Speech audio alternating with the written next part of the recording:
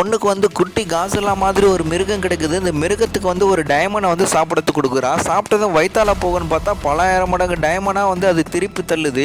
இந்த மிருகம் வந்து பூமியை சேர்ந்ததில்லை, முள் என்ற வேற்றுக்கிரகவாசியின் இளவரசியோட செல்ல பிராணி தான். இந்த வேற்றுக்கிரகவாசியில் வந்து பார்த்தோன்னா முத்துக்கள் வந்து அதிகமாக காணப்படும். ரொம்ப அழகாகவும் அந்த வேற்றுக்கிரகமே இருக்கும்.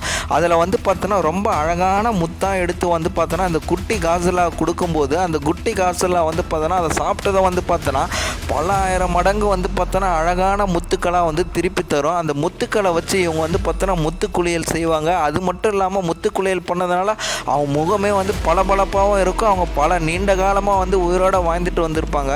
திடீர்னு ஒரு நாள் வந்து பார்த்தோன்னா விண்கற்கள் எல்லாமே அந்த வேற்று கிரகத்து மேலே விழுந்து வந்து வேற்று கிரகமே அழிய தொடங்கியது. உடனே என்ன பண்ணதுன்னு தெரியாமல் உடனே வந்து அவங்க சேஃப்டிக்காக ரெடி பண்ணியிருப்ப பங்குக்குள்ளே எல்லாமே பொறுத்து மறைஞ்சிப்பாங்க. மறைஞ்சிக்கிட்டு வந்து பார்த்தோன்னா அந்த பங்கை வந்து க்ளோஸ் செய்யும்போது வந்து பார்த்தோன்னா லாக்கர் உடஞ்சிடும். எல்லாருமே உள்ளே வந்தாச்சான்னு பார்க்கும்போது நம்ம இளவரசி மட்டும் வெளியே மாட்டிப்பா. எல்லாம் தரங்க அந்த பங்கை அப்படின்னு சொல்லுவாங்க. திறக்க முடியாது, ஏன்னா லாக்கர் உடஞ்சி போச்சு.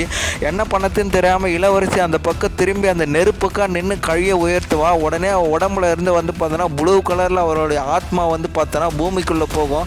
பூமிக்குள்ளே போனது நம்ம ஹீரோ மேலே படும். ஹீரோ வந்து பார்த்தோன்னா அந்த வேற்றுக்கிரகவாசிகளை வந்து எப்படி கண்டுபிடிக்கிறாரு அப்படின்றத பற்றி சொல்கிற கதை தான் இந்த படத்தோட கதை. நம்ம சேனல் இது வரைக்கும் சப்ஸ்கிரைப் பண்ணாதவங்களாம் சப்ஸ்கிரைப் பண்ணிவிடுங்க.